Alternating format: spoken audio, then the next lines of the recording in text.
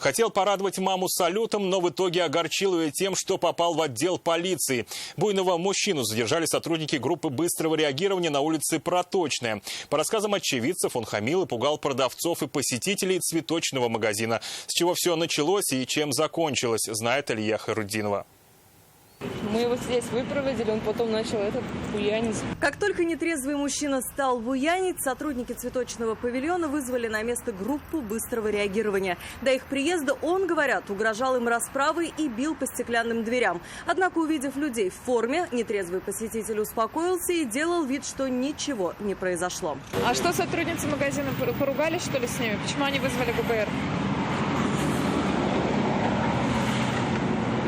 Я не помню.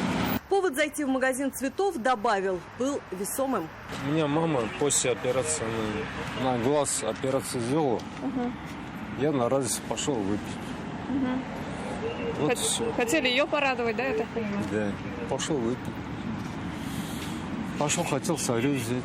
Однако вместо того, чтобы порадовать маму, мужчина отправился в отдел полиции для выяснения всех обстоятельств.